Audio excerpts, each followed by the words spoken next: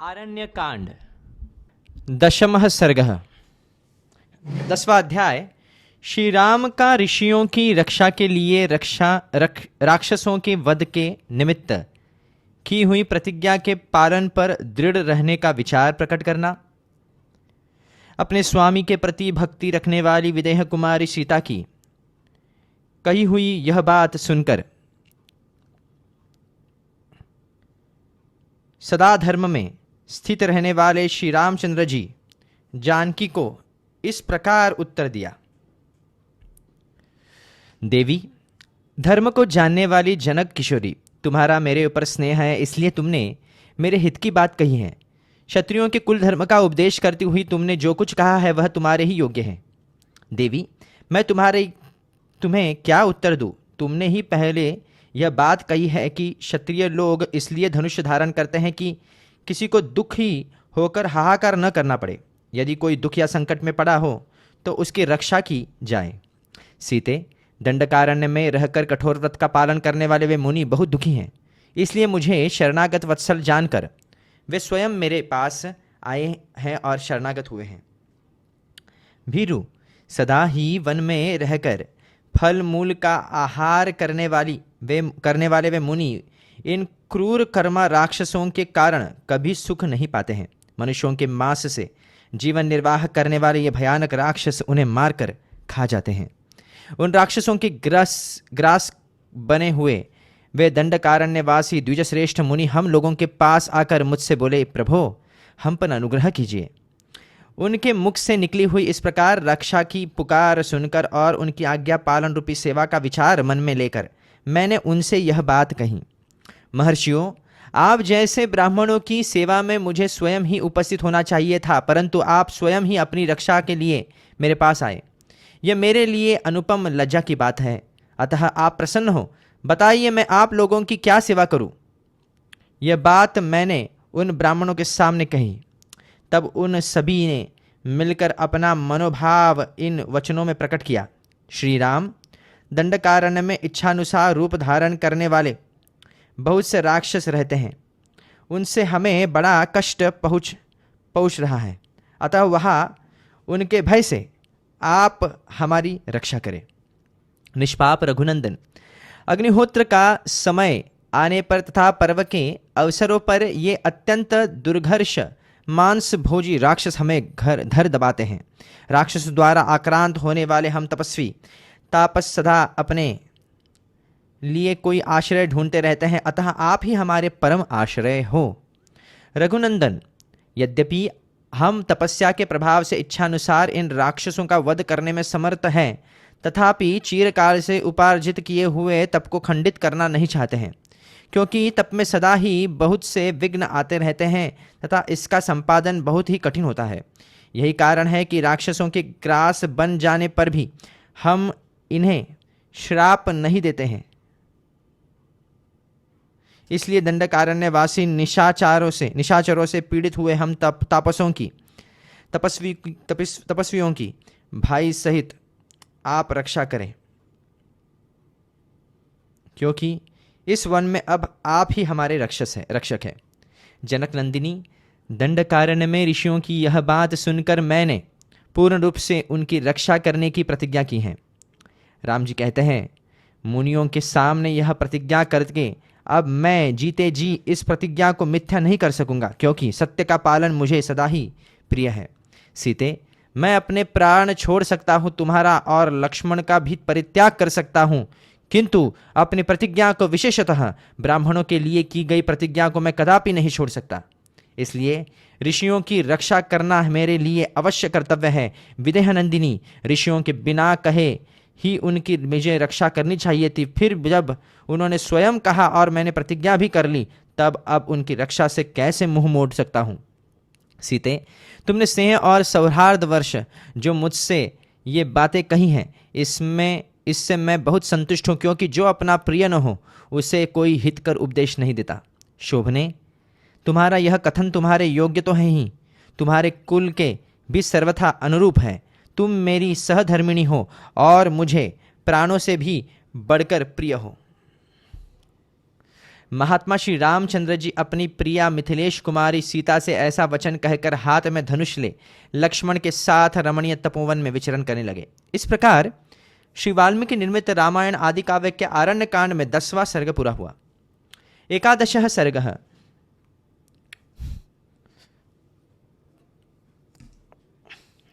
पश्चाप्सर। 11वां अध्याय पश्चाप्सर तीर्थ एवं मांडकर्णी मुनि की कथा। विभिन्न आश्रमों में घूमकर श्री राम आदि का सुतीक्ष्ण के आश्रम में आना, वहाँ कुछ काल तक रहकर उनकी आज्ञा से अगस्त्य के भाई तथा अगस्त्य के आश्रम पर जाना तथा अगस्त्य के प्रभाव का वर्णन। तदनंतर आगे आगे श्री राम चले, बीच में परम सुंदरी सीता चल रही थी और उनके पीछे हाथ में धनुष लिए लक्ष्मण चलने लगे। सीता के साथ वे दोनों भाई भांति भांति के पर्वतीय शिखरों, वनों तथा नाना प्रकार की रमणीय नदियों को देखते हुए अग्रसर होने लगे। उन्होंने देखा कहीं नदियों के तटों पर सारस और चक्रवाक विचर रहे हैं और कहीं मिले हुए कमलों और जलचर पक्षियों से युक्त सरोवर शोभा पाते हैं।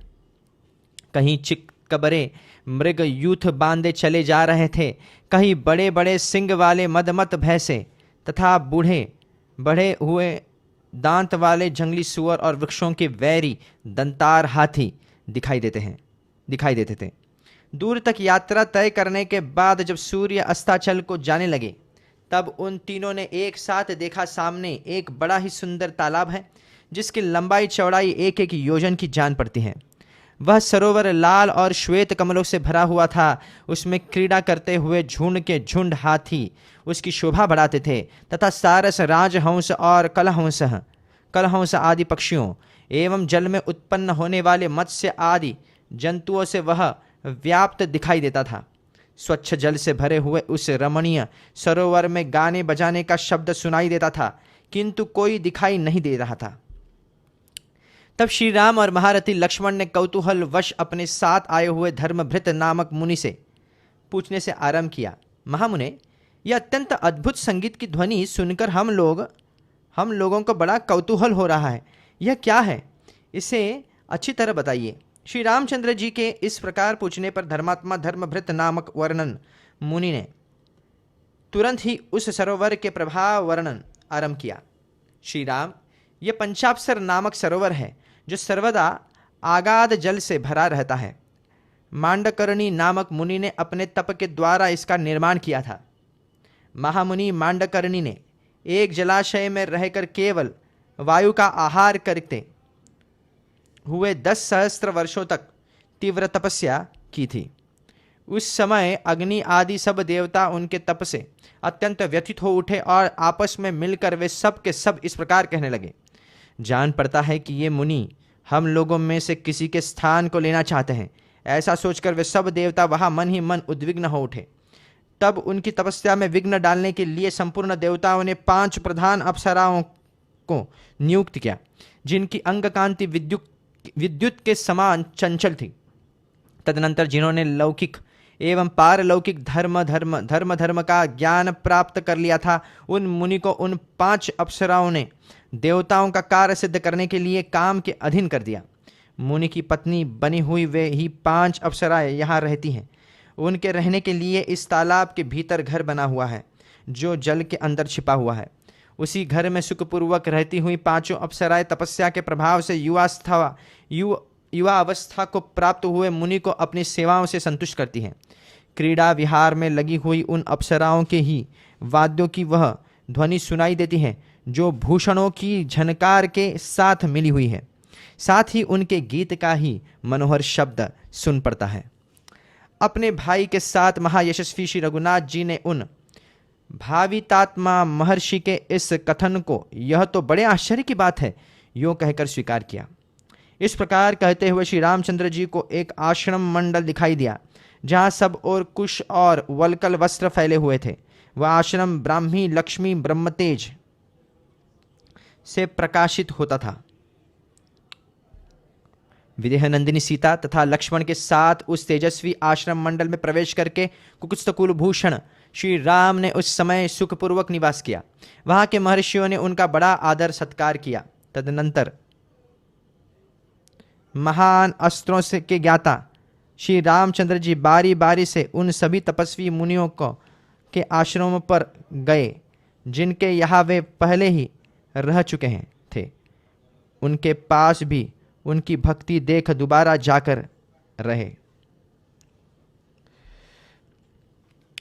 कहीं 10 महीने, कहीं साल भर, कहीं 4 महीने, कहीं 5 या 6 महीने, कहीं इससे भी अधिक समय अर्थात 7 महीने, कहीं उससे भी अधिक 8 महीने, कहीं आधे मास अधिक अर्थात 8.5 महीने, कहीं 3 महीने और कहीं 8 और 3 अर्थात 11 महीने तक श्री रामचंद्र जी ने सुखपूर्वक निवास किया। इस प्रकार मुनियों के आश्रमों पर रहते और अनुकूलता पाकर आनंद का अनुभव करते हुए उनके 10 वर्ष बीत गए। इस प्रकार सब ओर घूम फिर कर धर्म के ज्ञाता भगवान श्री राम सीता के साथ फिर सुतीक्ष्ण के आश्रम पर ही लौट आए। शत्रुओं का दमन करने वाले श्री राम उस आश्रम में आकर वहां रहने वाले मुनियों द्वारा भली भांति सम्मानित हो वहां भी कुछ काल तक रहे।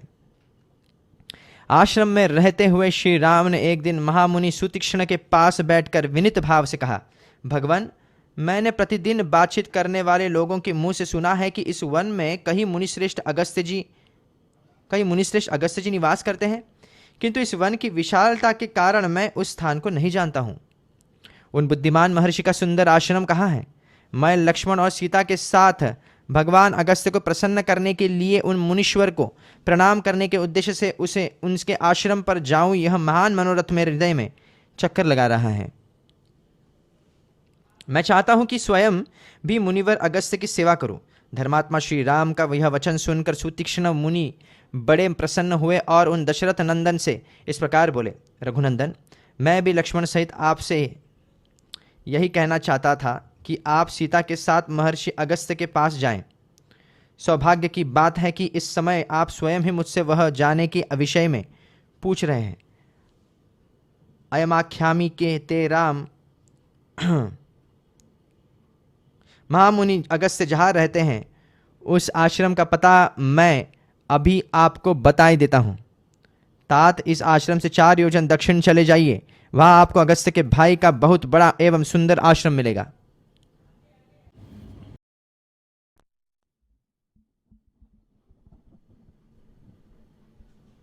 वहाँ के वन की भूमि प्रायः समतल है तथा पीपली का वन उस आश्रम की शोभा बढ़ाता है।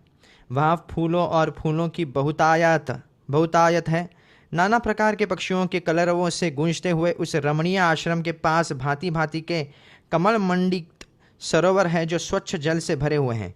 हंस और कारंडव आदि पक्षी उनमें सब ओर फैले हुए हैं तथा चक्रवाक उनकी शोभा बढ़ाते हैं। श्री राम, आप एक रात उस आश्रम में ठहरकर प्रातः काल उस वन खंड के किनारे दक्षिण दिशा को ओर जाए। इस प्रकार 1 योजन आगे जाने पर अनेकानेक वृक्षों से सुशोभित वन के रमणीय भाग में अगस्त्य मुनि का आश्रम मिलेगा। वहाँ विदेह नंदिनी सीता और लक्ष्मण आपके साथ सानंद विचरण करेंगे, क्योंकि बहुसंख्यक वृक्षों से सुशोभित वह वन प्रांत बड़ा ही रमणीय है। महामते, यदि आपने महामुनि अगस्त्य के दर्शन का निश्चित विचार कर लिया है तो आज ही वहाँ की यात्रा करने का भी निश्चय करें। मुनि का यह वचन सुनकर भाई सहित श्री रामचंद्र जी ने उन्हें प्रणाम किया और सीता तथा लक्ष्मण के साथ अगस्त्य जी के आश्रम की ओर चल दिए। मार्ग में मिले हुए विचित्र विचित्र वनों, मेघमाला के समान पर्वतमालाओं, सरोवरों और सरिताओं को देखते हुए वे आगे बढ़ते गए। इस प्रकार सुतीक्ष्ण के बताए हुए मार्ग से सुखपूर्वक चलते चलते श्री रामचंद्र जी ने अत्यंत हर्ष में भरकर लक्ष्मण से यह बात कही, सुमित्रानंदन, निश्चय ही यह पुण्य कर्मों का अनुष्ठान करने वाले महात्मा अगस्त्य मुनि के भाई का आश्रम दिखाई दे रहा है। इस वन में पकी हुई पीपलियों की यह गंध वायु से प्रेरित होकर सहसा इधर आ रही है, जिससे कटु रस का उदय हो रहा है। जहाँ तहाँ लकड़ियों के ढेर लगे दिखाई देते हैं और वैदुर्य मणि के समान रंग वाले कुश कटे हुए दृष्टिगोचर होते हैं। यह देखो, जंगल के बीच आश्रम की अग्नि का धुआं उठता दिखाई दे रहा है, जिसका अग्रभाग काले मेघों के ऊपरी भाग सा प्रतीत होता है। यहाँ के एकांत एवं पवित्र तीर्थों में स्नान करके आए हुए ब्राह्मण स्वयं चुनकर लाए हुए फूलों से देवताओं के लिए पुष्पोपहार अर्पित करते हैं। सौम्य, मैंने सुतीक्ष्ण जी का कथन जैसे सुना था उसके अनुसार यह निश्चय ही अगस्त्य जी के भाई का आश्रम होगा। इन्हीं के भाई पुण्यकर्मा अगस्त्य जी ने समस्त लोगों के हित के कामना से मृत्यु स्वरूप वातापी और इलवल का वेगपूर्वक दमन करके इस दक्षिण दिशा को शरण लेने के योग्य बना दिया। एक समय की बात है, यहाँ क्रूर स्वभाव वाला वातापी और इलवल ये दोनों भाई एक साथ रहते थे। ये दोनों महान असुर ब्राह्मणों की हत्या करने वाले थे। निर्दयी इलवल ब्राह्मण का रूप धारण करके संस्कृत बोलता हुआ जाता और श्राद्ध के लिए ब्राह्मणों को निमंत्रण दे आता था। फिर मेष जीवशाक धारण करने वाले अपने भाई वातापी का संस्कार करके श्राद्ध कल्पोक्त विधि से ब्राह्मणों को खिला देता था। वे ब्राह्मण जब भोजन कर लेते तब इलवल उच्च स्वर से बोलता, वातापे निकलो। भाई की बात सुनकर वातापी भेड़े के समान मैं करता हुआ उन ब्राह्मणों के पेट फाड़ फाड़ कर निकल आता था। इस प्रकार इच्छानुसार रूप धारण करने वाले उन मांसभक्षी असुरों ने प्रतिदिन मिलकर सहस्त्र ब्राह्मणों का विनाश कर डाला। उस समय देवताओं की प्रार्थना से महर्षि अगस्त्य ने श्राद्ध में शाक रूपधारी उस महान असुर को जानबूझकर भक्षण किया।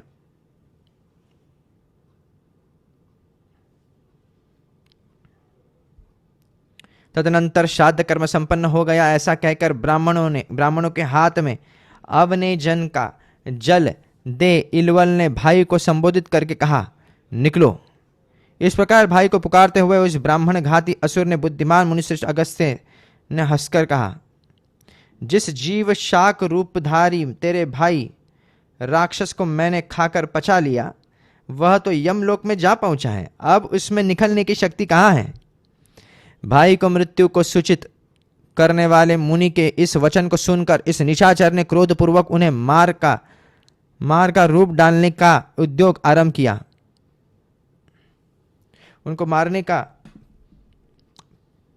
उद्योग आरंभ किया। उसने जो ही द्विजराज अगस्त्य पर धावा किया त्यों ही उद्दीप्त तेज वाले उन मुनि ने अपनी अग्नितुल्य दृष्टि से उस राक्षस को दग्ध कर डाला। इस प्रकार उसकी मृत्यु हो गई। ब्राह्मणों पर कृपा करके जिन्होंने यह दुष्कर कर्म किया था उन्हीं महर्षि अगस्त्य के भाई का यह आश्रम है जो सरोवर और वन से शोभित हो रहा है। श्री रामचंद्र जी लक्ष्मण के साथ इस प्रकार बातचीत कर रहे थे। इतने में ही सूर्यदेव अस्त हो गए और संध्या का समय हो गया। तब भाई के साथ विधिपूर्वक सायं संध्योपासना करके श्री राम ने आश्रम में प्रवेश किया और उन महर्षि के चरणों में मस्तक झुकाया। मुनि ने उनका यथावत आदर सत्कार किया। सीता और लक्ष्मण सहित श्री राम वहाँ फल मूल खाकर एक रात उस आश्रम में रहे। भगवान, मैं आपके चरणों में प्रणाम करता हूँ। यहाँ रात भर बड़े सुख से रहा हूँ। अब आपके बड़े भाई मुनिवर अगस्त्य का दर्शन करने के लिए जाऊँगा। इसके लिए आपसे आज्ञा चाहता हूँ। तब महर्षि ने कहा, बहुत अच्छा, जाइए। इस प्रकार महर्षि ने आज्ञा पाकर भगवान श्री राम सुतीक्ष्ण के बताए हुए मार्ग से वन की शोभा देखते हुए आगे चले। श्री राम ने वहाँ मार्ग में निवार, जलकदम, कटहल, शाखू, अशोक, तिनिश, चीरी, बिल्व, महुआ, बेल, तेंदु तथा जिनके प्रभाव से राक्षस इस दक्षिण दिशा को तथा और भी सैकड़ों जंगली वृक्ष देखें जो फूलों से भरे तथा खिली हुई लताओं से परिवेष्टित हो बड़ी शोभा पा रहे थे। उनमें से कई वृक्षों को हाथियों ने अपनी सूंडों से तोड़कर मसल डाला था और बहुत से वृक्ष पर बैठे हुए वानर उनकी शोभा बढ़ाते थे। सैकड़ों मत वाले पक्षी उनकी डालियों पर चहक रहे थे। उस समय कमल नयन श्री राम अपने पीछे पीछे आते हुए शोभावर्धक वीर लक्ष्मण से जो उनके निकट ही थे इस प्रकार बोले, यहाँ के वृक्षों के पत्ते जैसे सूने हो गए थे वैसे ही चिकने दिखाई देते हैं। ये तथा पशु और पक्षी क्षमाशील एवं शांत है। इससे जान पड़ता है उन भावितात्मा शुद्ध अंतकरण वाले महर्षि अगस्त्य का आश्रम यहाँ से अधिक दूर नहीं है।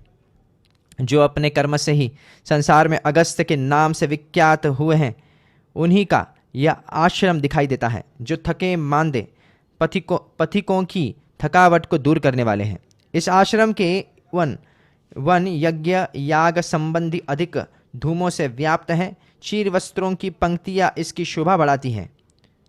यहाँ के मृगों की झुंड सदा शांत रहते हैं तथा इस आश्रम में नाना प्रकार के पक्षियों के कलरव गूंजते रहते हैं। जिन पुण्यकर्मा महर्षि अगस्त्य ने समस्त लोगों की हित कामना से मृत्यु स्वरूप राक्षसों का वेगपूर्वक दमन करके इस दक्षिण दिशा को शरण लेने के योग्य बना दिया था, जिनके प्रभाव से राक्षस इस दक्षिण दिशा को केवल दूर से भयभीत होकर देखते थे, इसका उपभोग भी नहीं करते, उन्हीं का यह आश्रम है। पुण्यकर्मा महर्षि अगस्त्य ने जब से इस दिशा में पदार्पण किया है, तब से यहाँ के निशाचर वैर रहित और शांत हो गए हैं। भगवान अगस्त्य की महिमा से इस आश्रम के आसपास निर्वैरता आदि गुणों के संपादन में समर्थ तथा क्रूर कर्मा राक्षसों के लिए दुर्जय होने के कारण यह संपूर्ण दिशा नाम से भी तीनों लोकों में दक्षिणा ही कहलाई, इसी नाम से विख्यात हुई तथा इसे अगस्त्य की दिशा भी कहते हैं। एक बार पर्वत श्रेष्ठ विंध्य सूर्य का मार्ग रोकने के लिए बढ़ा था, किंतु महर्षि अगस्त्य के कहने से वह नम्र हो गया। तब से आज तक निरंतर उनके आदेश का पालन करता हुआ वह कभी नहीं बढ़ता। वे दीर्घायु महात्मा हैं। उनका कर्म समुद्र शोषण आदि कार्य तीनों लोकों में विख्यात है। उन्हीं अगस्त्य का यह शोभा संपन्न आश्रम है जो विनित मृगों से सेवित है।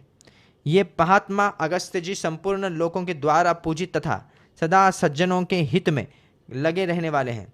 अपने पास आए हुए हम लोगों को वे अपने आशीर्वाद से कल्याण के भागी बनाएंगे। सेवा करने में समर्थ सौम्य लक्ष्मण यहाँ रहकर मैं उन महामुनि अगस्त्य की आराधना करूंगा और वनवास के शेष दिन यही रहकर बिताऊंगा। देवता गंधर्व सिद्ध और महर्षि यहाँ नियमित आहार करते हुए सदा अगस्त्य मुनि की उपासना करते हैं। ये ऐसे प्रभावशाली मुनि हैं कि इनके आश्रम में कोई झूठ बोलने वाला, क्रूर, शठ, नृशंस अथवा पापाचारी मनुष्य जीवित नहीं रह सकता।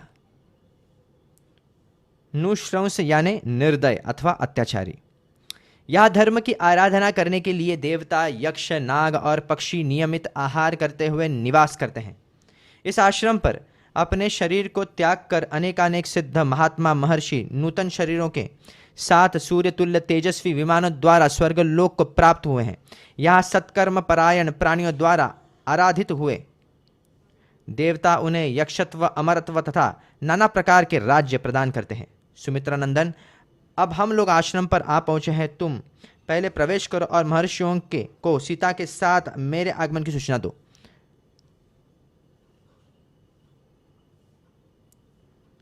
तो यहाँ पे अगस्त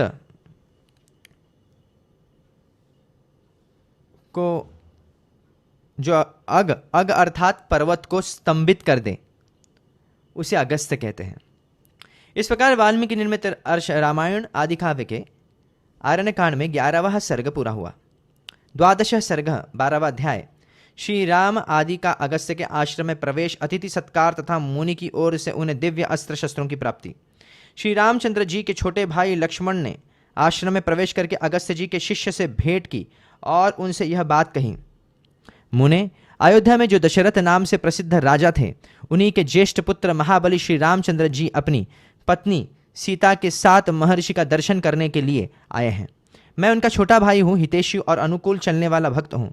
मेरा नाम लक्ष्मण है। संभव है यह नाम कभी आपके कानों में पड़ा हो।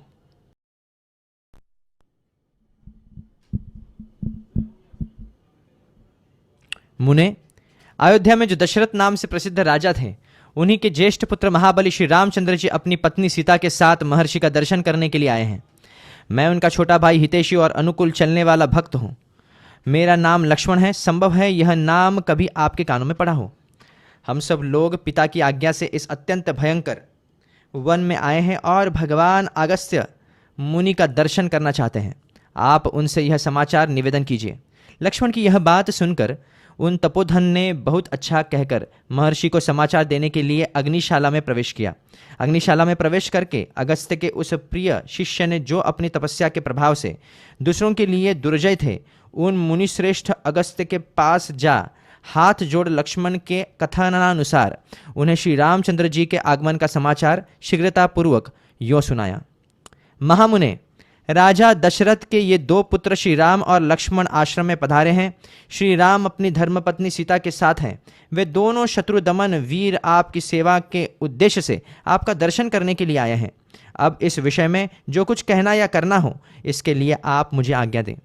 शिष्य से लक्ष्मण सहित श्री राम और महाभागा विदेहनंदिनी सीता के शुभागमन का समाचार सुनकर महर्षि ने इस प्रकार कहा। सौभाग्य की बात है कि आज चीरकाल के बाद श्री रामचंद्र जी स्वयं ही मुझसे मिलने के लिए आ गए।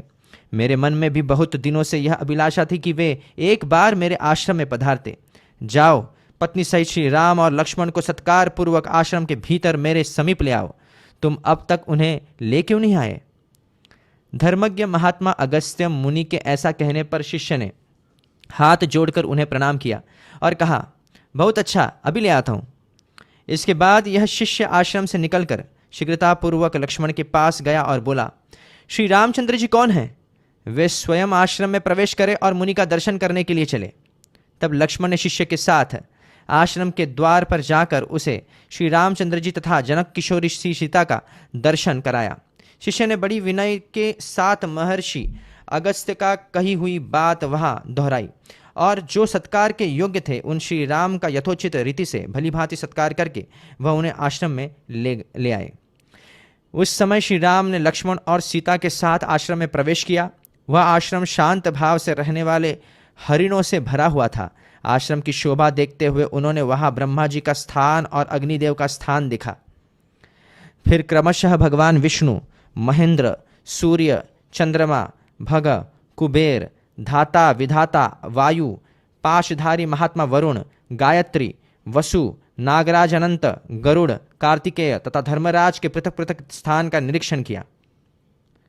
इतने ही में मुनिवर अगस्त्य भी शिष्यों से घिरे हुए अग्निशाला से बाहर निकले। वीर श्री राम ने मुनियों के आगे आगे आते हुए उद्दीप्त तेजस्वी अगस्त्य जी का दर्शन किया और अपनी शोभा का विस्तार करने वाले लक्ष्मण से इस प्रकार कहा, लक्ष्मण, भगवान अगस्त्य मुनि आश्रम से बाहर निकल रहे हैं। ये तपस्या के निधि हैं। इनके विशिष्ट तेज आधिक्य से ही मुझे पता चलता है कि ये अगस्त्य जी हैं। सूर्य तुल्य तेजस्वी महर्षि अगस्त्य के विषय में ऐसा कहकर महाबाहु रघुनंदन ने सामने से आते हुए उन मुनीश्वर के दोनों चरण पकड़ लिए, जिनमें योगियों का मन रमण करता है अथवा जो भक्तों को आनंद प्रदान करने वाले हैं। वे धर्मात्मा श्री राम उस समय विदेह कुमारी सीता और लक्ष्मण के साथ महर्षि के चरणों में प्रणाम करके हाथ जोड़कर खड़े हुए। महर्षि ने भगवान श्री राम को हृदय से लगाया और आसन तथा जल, पाद्य, अर्घ्य आदि देकर उनका आतिथ्य सत्कार किया। फिर कुशल समाचार पूछकर उन्हें बैठने को कहा। अगस्त्य जी ने पहले अग्नि में आहुति दी, फिर वानप्रस्थ धर्म के अनुसार अर्घ्य दे अतिथियों का भली भांति पूजन करके उनके लिए भोजन दिया। धर्म के ज्ञाता मुनिवर अगस्त्य जी पहले स्वयं बैठे, फिर धर्मज्ञ श्री रामचंद्र जी हाथ जोड़कर आसन पर विराजमान हुए। इसके बाद महर्षि ने उनसे कहा, काकुत्स्थ वानप्रस्थ को चाहिए कि वह पहले अग्नि को आहुति दे, तदनंतर अर्घ्य देकर अतिथि का पूजन करे। जो तपस्वी इसके विपरीत आचरण करता है उसे झूठी गवाही देने वाली भांति परलोक में अपने ही शरीर का मांस खाना पड़ता है। आप संपूर्ण लोक के राजा, महारथी और धर्म का आचरण करने वाले हैं तथा मेरे प्रिय अतिथि के रूप में इस आश्रम पर पधारे हैं। अतएव आप हम लोगों के माननीय एवं पूजनीय हैं। ऐसा कहकर महर्षि अगस्त्य ने फल, मूल, फूल तथा अन्य उपकरणों से इच्छानुसार भगवान श्री राम का पूजन किया। तत्पश्चात अगस्त्य जी उनसे इस प्रकार बोले, पुरुष सिंह, यह महान दिव्य धनुष विश्वकर्मा जी ने बनाया है। इसमें स्वर्ण और हीरे जड़े हैं। यह भगवान विष्णु का दिया हुआ है तथा यह जो सूर्य के समान दैदीप्यमान अमोघ उत्तम बाण है ब्रह्मा जी का दिया हुआ है। इनके सिवा इंद्र ने ये दो तरकस दिए हैं जो तीखे तथा प्रज्वलित अग्नि के समान तेजस्वी बाणों से सदा भरे रहते हैं, कभी खाली नहीं रहते। साथ ही यह तलवार भी है जिसकी मुठ में सोना जड़ा हुआ है। इसके म्यान भी सोने की ही बनी हुई है। श्री राम पूर्व काल में भगवान विष्णु इसी धनुष से युद्ध में बड़े बड़े असुरों का संहार करके देवताओं की उद्दीप्त लक्ष्मी को उनके अधिकार से लौटाया था। मानद आप यह धनुष, ये दोनों तरकस, ये बाण और यह तलवार राक्षसों पर विजय पाने के लिए ग्रहण कीजिए, ठीक उसी तरह जैसे वज्रधारी इंद्र वज्र धारण करते हैं। ऐसा कहकर महान तेजस्वी अगस्त्य ने वे सभी श्रेष्ठ आयुध श्री रामचंद्र जी को सौंप दिए। तत्पश्चात वे फिर बोले। इस प्रकार श्री वाल्मीकि निर्मित रामायण आदि काव्य के आरण्य कांड में 12वां सर्ग पूरा हुआ। त्रयोदशः सर्गः 13वां अध्याय। महर्षि अगस्त्य का श्री राम के प्रति अपनी प्रसन्नता प्रकट करके सीता की प्रशंसा करना, श्री राम के पूछने पर उन्हें पंचवटी में आश्रम बनाकर रहने का आदेश देना तथा श्री राम आदि का प्रस्थान। श्री राम, आपका कल्याण हो, मैं आप पर बहुत प्रसन्न हूँ। लक्ष्मण, मैं तुम पर भी बहुत संतुष्ट हूँ। आप दोनों भाई मुझे प्रणाम करने के लिए जो सीता के साथ यहाँ तक आए हैं, इससे मुझे बड़ी प्रसन्नता हुई है। मार्ग चलने के परिश्रम से आप लोगों को बहुत थकावट हुई है। इसके कारण जो कष्ट हुआ है वह आप दोनों को पीड़ा दे रहा होगा। मिथिलेश कुमारी जानकी भी अपनी थकावट दूर करने के लिए अधिक उत्कंठित है, यह बात स्पष्ट ही जान पड़ती है। यह सुकुमारी है और इससे पहले इसे ऐसे दुखों का सामना नहीं करना पड़ा था। वन में अनेक प्रकार के कष्ट होते हैं, फिर भी यह पति प्रेम से प्रेरित होकर यहाँ आई है। श्री राम, जिस प्रकार सीता का यहाँ मन लगे, जैसे भी यह प्रसन्न रहे, वही कार्य आप करें। वन में आपके साथ आकर इसने दुष्कर कार्य किया है।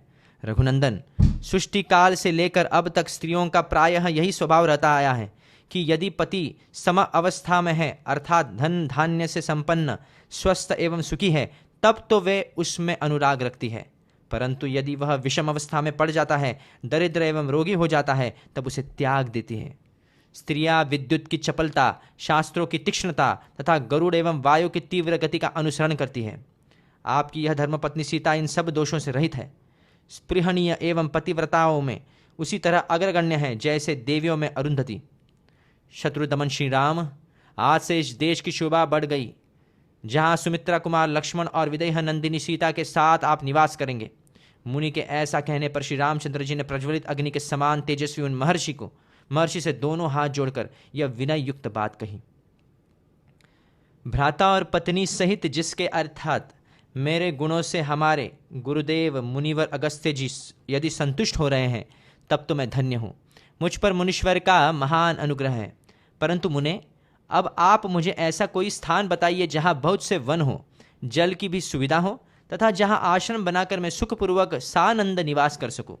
श्री राम का यह कथन सुनकर मुनि श्रेष्ठ धर्मात्मा अगस्त्य ने 2 घड़ी तक कुछ सोच विचार किया। तदनंतर वे यह शुभ वचन बोले। तात, यहाँ से 2 योजन की दूरी पर पंचवटी नाम से विख्यात एक बहुत ही सुंदर स्थान है, जहाँ बहुत से मृग रहते हैं तथा फल मूल और जल की अधिक सुविधा है।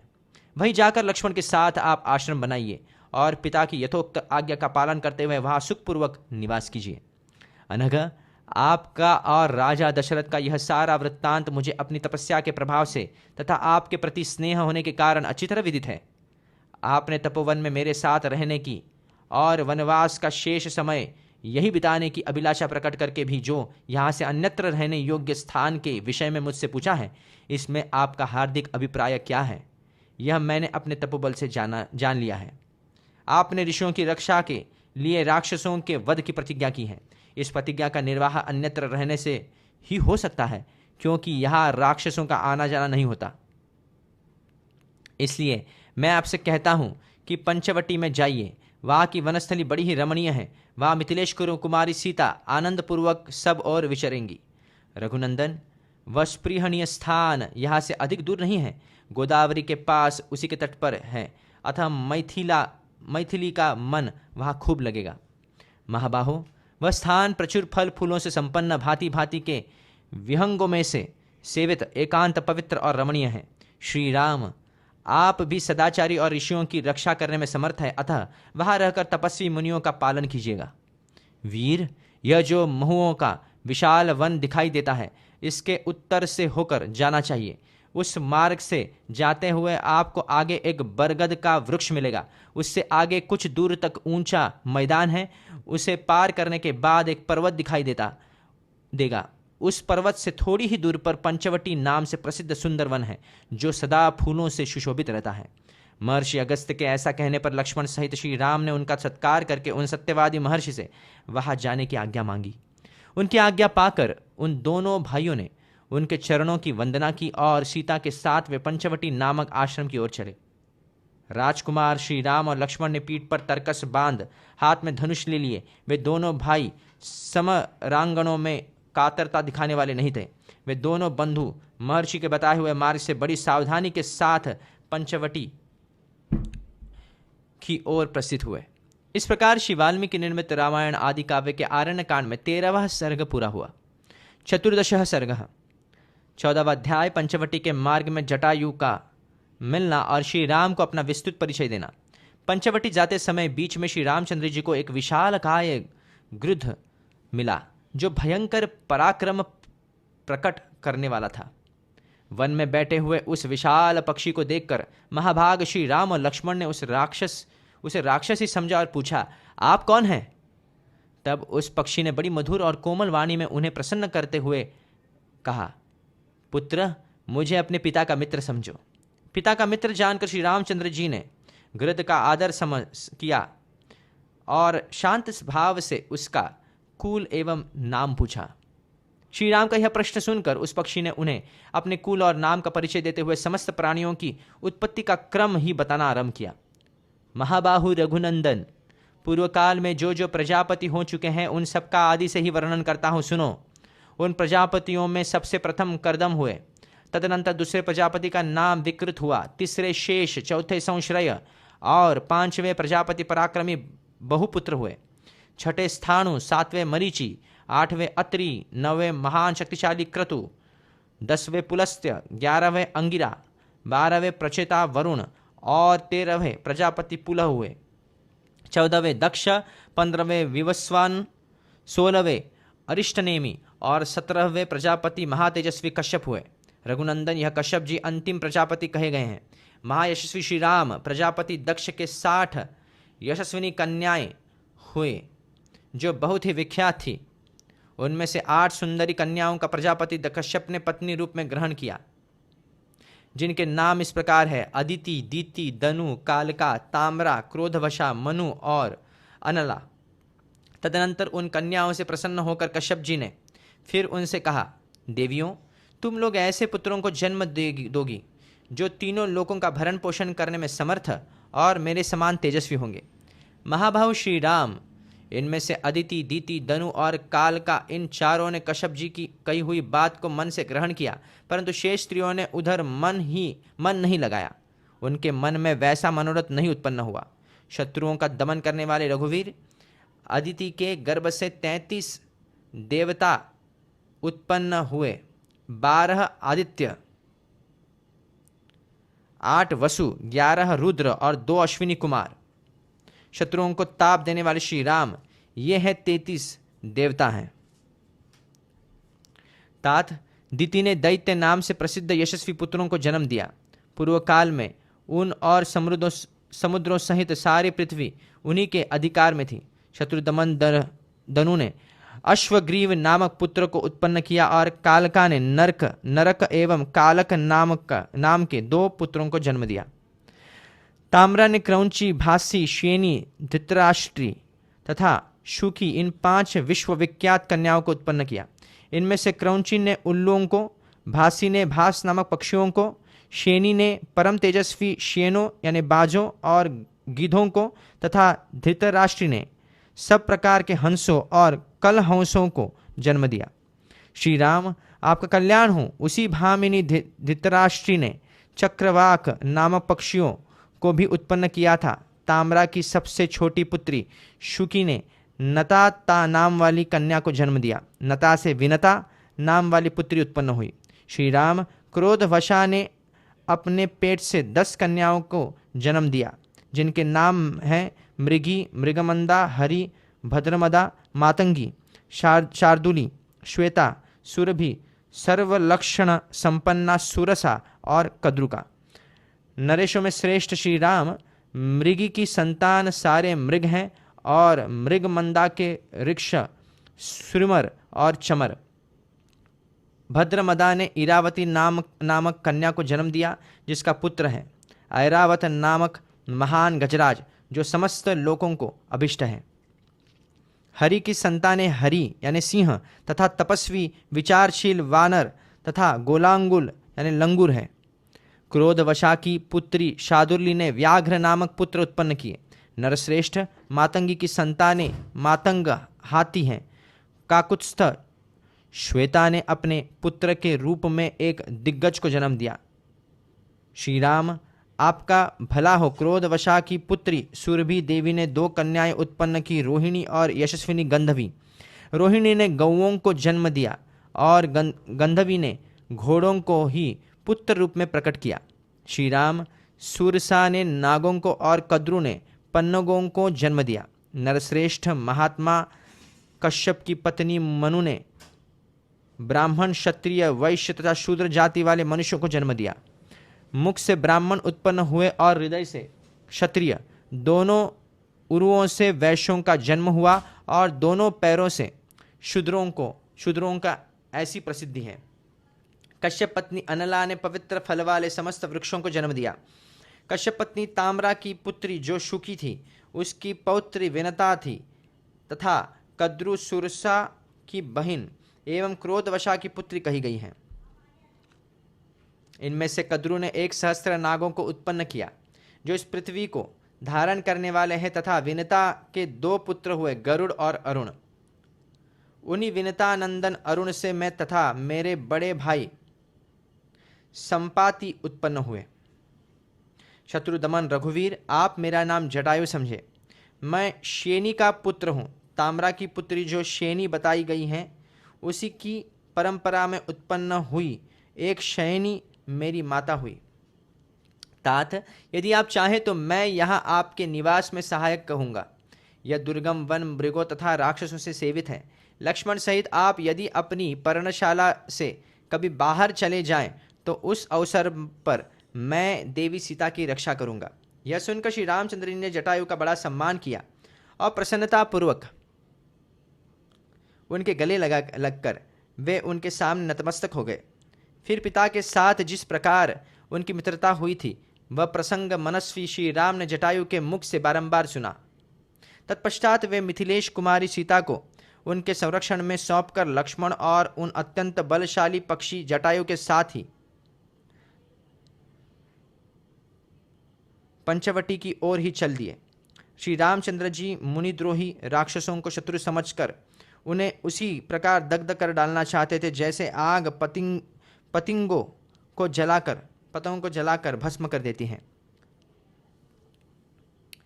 यद्यपि पुराण ग्रंथों में कश्यपाय त्रयोदश इत्यादि वचनों द्वारा कश्यप की 13 पत्नियों का उल्लेख किया गया है, तथापि यहाँ जिस संतान परंपरा का वर्णन करना है उसमें इन 8 का ही उपयोग है, इसलिए यहाँ 8 की ही संख्या दी गई है। इस प्रकार श्री वाल्मीकि निर्मित रामायण आदि काव्य के आरण्य कांड में 14वां सर्ग पूरा हुआ। पंचदशः सर्ग 15वां अध्याय। पंचवटी के रमणीय प्रदेश में श्री राम की आज्ञा से लक्ष्मण द्वारा सुंदर पर्णशाला का निर्माण तथा उसमें सीता और लक्ष्मण सहित श्री राम का निवास। नाना प्रकार के सर्पों, हिंसक जंतुओं और मृगों से भरी हुई पंचवटी में पहुंचकर श्री राम ने उद्दीप्त तेज वाले अपने भाई लक्ष्मण से कहा, सौम्य, मुनिवर अगस्त्य ने हमें जिस स्थान का परिचय दिया था उनके तथाकथित स्थान में हम लोग आ पहुँचे। यही पंचवटी का प्रदेश है। यहाँ का वन प्रांत पुष्पों से कैसी शोभा पा रहा है। लक्ष्मण, तुम इस वन में चारों ओर दृष्टि डालो, क्योंकि इस कार्य में निपुण हो। देखकर यह निश्चय करो कि किस स्थान पर आश्रम बनाना हमारे लिए अच्छा होगा। लक्ष्मण, तुम किसी ऐसे स्थान को ढूंढ निकालो जहाँ से जलाशय निकट हो, जहाँ विदेह कुमारी सीता का मन लगे, जहाँ तुम और हम भी प्रसन्नतापूर्वक रह सके, जहाँ वन और जल दोनों का रमणीय दृश्य हो तथा जिस स्थान के आसपास ही समिधा, फूल, कुश और जल मिलने की सुविधा हो। श्री रामचंद्र जी के ऐसा कहने पर लक्ष्मण दोनों हाथ जोड़कर सीता के सामने ही उन कुकुत्स कुलभूषण श्री राम से इस प्रकार बोले, काकुत्स्थ, आपके रहते हुए मैं सदा पराधीन ही हूँ। मैं सैकड़ों या अनंत वर्षों तक आपकी आज्ञा के अधीन ही रहना चाहता हूँ। अतः आप स्वयं ही देखकर जो स्थान सुंदर जान पड़े वह आश्रम बनाने के लिए हम मुझे आज्ञा दें। मुझसे कहे कि तुम अमुक स्थान पर आश्रम बनाओ।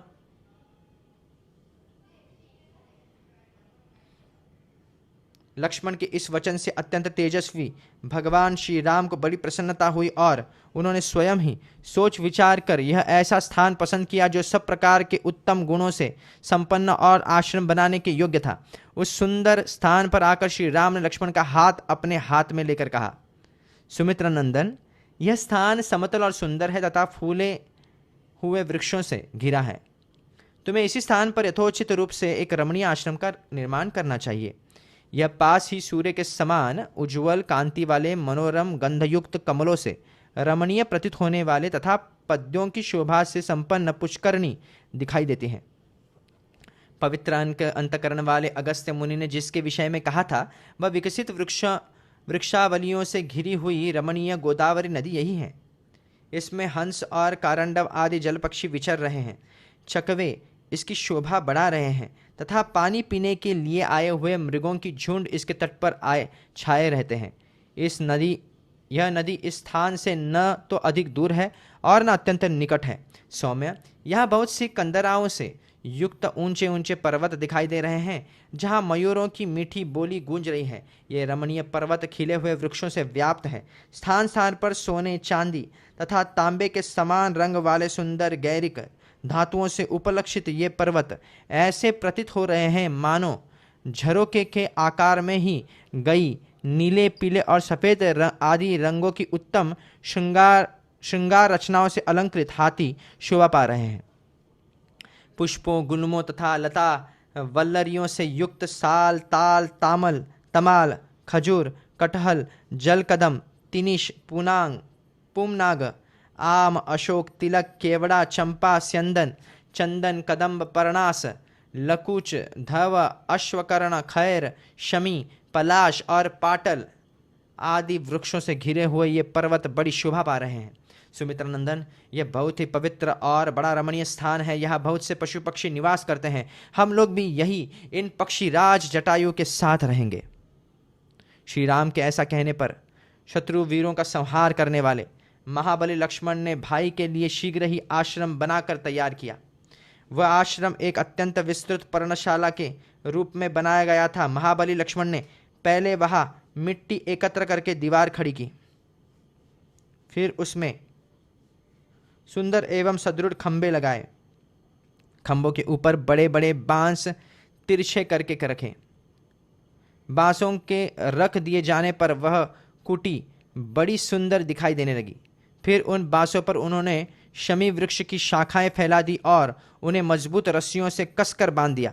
इसके बाद ऊपर से कुश, कास, सरकंडे और पत्ते बिछाकर उस पर्णशाला को भांति भांति छा दिया तथा नीचे की भूमि को बराबर करके उस कुटी को बड़ा रमणीय बना दिया। इस प्रकार लक्ष्मण ने श्री रामचंद्र जी के लिए परम उत्तम निवास गृह बना दिया जो देखने ही योग्य था। उसे तैयार करके श्रीमान लक्ष्मण ने गोदावरी नदी के तट पर जाकर तत्काल उसमें स्नान किया और कमल के फूल तथा फल लेकर वे फिर वही लौट आए। तदनंतर शास्त्रीय विधि के अनुसार देवताओं के लिए फूलों की बलि, उपहार सामग्री अर्पित की तथा वास्तु शांति करके उन्होंने अपना बनाया हुआ आश्रम श्री रामचंद्र जी को दिखाया। भगवान श्री राम सीता के साथ उस नए बने हुए सुंदर आश्रम को देखकर बहुत प्रसन्न हुए और कुछ काल तक उसके भीतर खड़े रहे। तत्पश्चात अत्यंत हर्ष में भरकर उन्होंने दोनों भुजाओं से लक्ष्मण को कसकर हृदय से लगा लिया और बड़े स्नेह के साथ यह बात कही, सामर्थ्यशाली लक्ष्मण, मैं तुम पर बहुत प्रसन्न हूँ। तुमने यह महान कार्य किया है। उसके लिए और कोई समुचित पुरस्कार न होने से मैंने तुम्हें गाढ़ आलिंगन प्रदान किया है। लक्ष्मण, तुम मेरे मनोभाव को तत्काल समझ लेने वाले कृतज्ञ और धर्मज्ञ हो। तुम जैसे पुत्र के कारण मेरे धर्मात्मा पिता अभी मरे नहीं हैं। तुम्हारे रूप में वे अब भी जीवित रहे हैं। लक्ष्मण से ऐसा कहकर अपनी शोभा का विस्तार करने वाले सुखी श्री रामचंद्र जी प्रचुर फलों से संपन्न उस पंचवटी प्रदेश में सबके साथ सुखपूर्वक रहने लगे। सीता और लक्ष्मण से सेवित हो धर्मात्मा श्री राम कुछ काल तक वहाँ उसी प्रकार रहे जैसे स्वर्ग लोक में देवता निवास करते हैं। इस प्रकार श्री वाल्मीकि निर्मित रामायण आदि काव्य के आरण्यकांड में 15वां सर्ग पूरा हुआ। षोडशः सर्गः 16वां अध्याय लक्ष्मण के द्वारा हेमंत ऋतु का वर्णन और भरत की प्रशंसा तथा श्री राम का उन दोनों के साथ गोदावरी नदी में स्नान। महात्मा श्री राम को उस आश्रम में रहते हुए शरद ऋतु बीत गई और प्रिय हेमंत का आरंभ हुआ। एक दिन प्रातःकाल रघुकुल नंदन श्री राम स्नान करने के लिए परम रमणीय गोदावरी नदी के तट पर गए। उनके छोटे भाई लक्ष्मण भी, जो बड़े ही विनीत और पराक्रमी थे, सीता के साथ साथ हाथ में घड़ा लिए हुए पीछे पीछे गए। जाते जाते वे श्री रामचंद्र से इस प्रकार बोले, प्रिय वचन बोलने वाले भैया श्री राम, यह वही हेमंत काल आ पहुंचा है जो आपके अधिक प्रिय है और जिससे यह शुभ संवत्सर अलंकृत सा प्रतीत होता है। इस ऋतु में अधिक ठंडक या पाले के कारण लोगों का शरीर रूखा हो जाता है। पृथ्वी पर रबी की खेती लहलाने लगती है। जल अधिक शीतल होने के कारण पीने के योग्य नहीं रहता और आग बड़ी प्रिय लगती है। नवसस्येष्टि कर्म के अनुष्ठान की इस वेला में नूतन अन्न ग्रहण करने के लिए ही गई आग्रयण कर्म रूप पूजाओं द्वारा देवताओं तथा पितरों को संतुष्ट करके उक्त आग्रयण कर्म का संपादन करने वाले सत्पुरुष निष्पाप हो गए हैं। इस ऋतु में प्रायः सभी जनपदों के निवासियों की अन्न प्राप्ति विषय कामनाएं प्रचुर रूप से पूर्ण हो जाती है। गोरस की भी बहुतायात होती है तथा विजय की इच्छा रखने वाले भूपालगण युद्ध यात्रा के लिए विचरते रहते हैं। सूर्यदेव इन दिनों यम सेवित दक्षिण दिशा का दृढ़तापूर्वक सेवन करने लगे हैं। इसलिए उत्तर दिशा सिंदूर बिंदु से वंचित हुई नारी की भांति सुशोभित या प्रकाशित नहीं हो रही है। हिमालय पर्वत तो स्वभाव से ही धनीभूत हीम के खजाने से भरा पूरा होता है, परंतु इस समय सूर्यदेव भी दक्षिणायन से चले जाने के कारण उससे दूर हो गए हैं। अतः अब अधिक हीम के संचय से संपन्न होकर हीमवान गिरि स्पष्ट ही अपने नाम को सार्थक कर रहा है। मध्याह्न काल में धूप का स्पर्श होने से हेमंत के सुखमय दिन अत्यंत सुख से इधर उधर विचरने के योग्य होते हैं। इन दिनों सुसेव्य होने के कारण सूर्यदेव सौभाग्यशाली जान पड़ते हैं और सेवन के योग्य न होने के कारण छाह तथा जल अभागे प्रतीत होते हैं।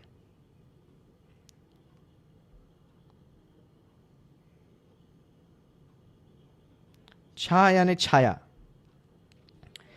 आजकल के दिन ऐसे हैं कि सूर्य की किरणों का स्पर्श कोमल प्रिय जान पड़ता है। कुहासे अधिक पड़ते हैं, सर्दी सबल होती है, कड़ाके का जाड़ा पड़ने लगता है, साथ ही ठंडी हवा चलती रहती है। पाला पड़ने से पत्तों के झड़ जाने के कारण जंगल सूने दिखाई देते हैं और हीम के स्पर्श से कमल गल जाते हैं। इस हेमंत काल में रातें बड़ी होने लगती है। इनमें सर्दी बहुत बढ़ जाती है। खुले आकाश में कोई नहीं सोते हैं। पौष मास की ये रातें हिमपात के कारण धूसर प्रतीत होती है। हेमंत काल में चंद्रमा का सौभाग्य सूर्यदेव में चला गया है। चंद्रमा सर्दी के कारण असेव्य और सूर्य मंदरश्मी होने के कारण सेव्य हो गए हैं। चंद्रमंडल हिमकणों से आच्छन्न होकर धूमिल जान पड़ता है। अतएव चंद्रदेव इन दिनों पूर्णिमा की चांदनी रात भी तुहीन बिंदुओं से मलिन दिखाई देती है, प्रकाशित नहीं होती है। ठीक उसी तरह जैसे सीता अधिक धूप लगने से सावली सी दिखती है, पूर्ववत शोभा नहीं पाती। स्वभाव से ही जिसका स्पर्श शीतल है, वह पछुआ हवा इस समय हिम कणों से व्याप्त हो जाने के कारण दूनी सर्दी लेकर बड़े वेग से बह रही है। जौ और गेहूं के खेतों से युक्त ये बहुसंख्यक वन भाप से ढके हुए हैं तथा क्रौंच और सारस इनमें कलरव कर रहे हैं। सूर्योदय काल में इन वनों की बड़ी शोभा हो रही है। ये सुनहरे रंग के जड़हन धान खजूर के फूलके से आकार वाली बालों से, जिनमें चावल भरे हुए हैं, कुछ लटक गए हैं। इन बालों के कारण इनकी बड़ी शोभा होती है। कुहासे से ढकी और फैलती हुई किरणों से उपलक्षित होने वाले दूरोदित सूर्य चंद्रमा के समान दिखाई देते हैं। इस समय अधिक लाल और कुछ श्वेत पीत वर्ण की धूप पृथ्वी पर फैलकर शोभा पा रही है।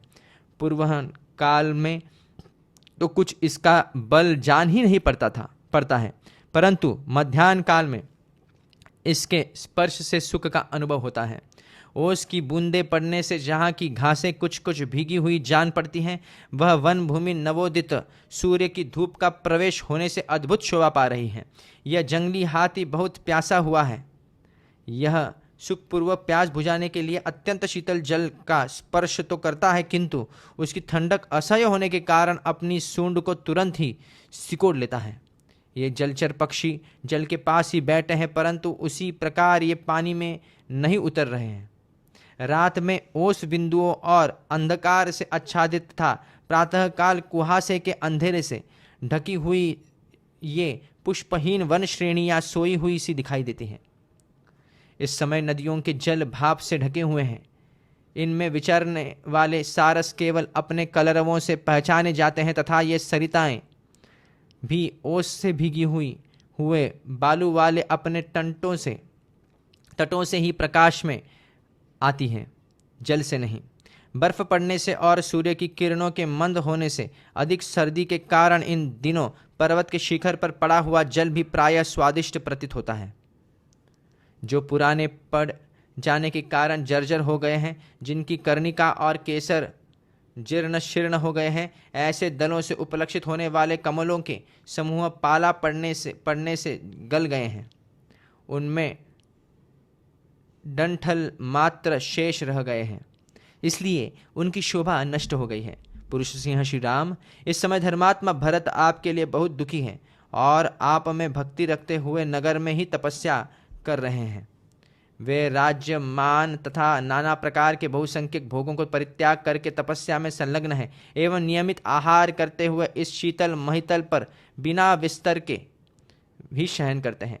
निश्चय ही भरत भी इसी बेला में स्नान के लिए उद्यत हो मंत्री एवं प्रजाजनों के साथ प्रतिदिन सरयूत नदी के तट पर जाते होंगे।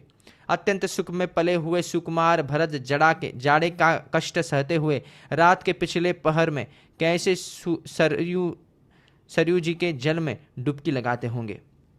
जिनके नेत्र कमल दल के समान शोभा पाते हैं, जिनकी अंगकांति श्याम और जिनके उदर का कुछ लज्जाशील जितेंद्रिय प्रिय वचन बोलने वाले मृदुल स्वभाव वाले महाबाहु शत्रुदमन श्रीमान भरत ने नाना प्रकार के सुखों को त्याग कर सर्वथा आपका ही आश्रय ग्रहण किया है। आपके भाई महात्मा भरत ने निश्चय ही स्वर्गलोक पर विजय प्राप्त कर ली है, क्योंकि वे भी तपस्या में स्थित होकर आपके वनवासी जीवन का अनुसरण कर रहे हैं। मनुष्य प्रायः माता के गुणों का ही अनुवर्तन करते हैं, पिता के नहीं। इस लौकिक उक्ति को भरत ने अपने बर्ताव से मिथ्या प्रमाणित कर दिया है। महाराज दशरथ जिसके पति हैं और भरत जैसा साधु जिसका पुत्र है, वह माता कैकेयी वैसी क्रूरतापूर्ण दृष्टि वाली कैसे हो गई। धर्मपरायण लक्ष्मण जब स्नेहवश इस प्रकार कह रहे थे, उस समय श्री रामचंद्र जी से माता कैकेयी की निंदा नहीं सही गई। उन्होंने लक्ष्मण से कहा, तात, तुम्हें मजली माता कैकेयी की कभी निंदा नहीं करनी चाहिए। यदि कुछ कहना हो तो पहले की भांति इक्ष्वाकु वंश के स्वामी भरत की ही चर्चा करो। यद्यपि मेरी बुद्धि दृढ़तापूर्वक व्रत का पालन करते हुए वन में रहने का अटल निश्चय कर चुकी है, तथापि भरत के स्नेह से संतप्त होकर पुनः चंचल हो उठती हैं। मुझे भरत की वे परम प्रिय मधुर मन को भाने वाली और अमृत के समान हृदय को आह्लाद प्रदान करने वाली बातें याद आ रही हैं। रघुकुल नंदन लक्ष्मण, कब वह दिन आएगा जब मैं तुम्हारे साथ चलकर महात्मा भरत और वीरवर शत्रुघ्न से मिलूंगा। इस प्रकार विलाप करते हुए कुकुत्सकुल भूषण भगवान श्री राम ने लक्ष्मण और सीता के साथ गोदावरी नदी के तट पर जाकर स्नान किया। वहां स्नान करके उन्होंने गोदावरी के जल से देवताओं और पितरों का तर्पण किया। तदनंतर जब सूर्योदय हुआ तब वे तीनों निष्पाप व्यक्ति भगवान सूर्य का उपस्थान करके अन्य देवताओं की भी स्तुति करने लगे। सीता और लक्ष्मण के साथ स्नान करके भगवान श्री राम उसी प्रकार शोभा पाने लगे जैसे पर्वत राजपुत्री उमा और नंदी के साथ गंगा जी में अवगाहन करके भगवान रुद्र सुशोभित होते हैं। इस प्रकार श्री वाल्मीकि निर्मित रामायण आदि काव्य के आरण्य कांड में 16वां सर्ग पूरा हुआ।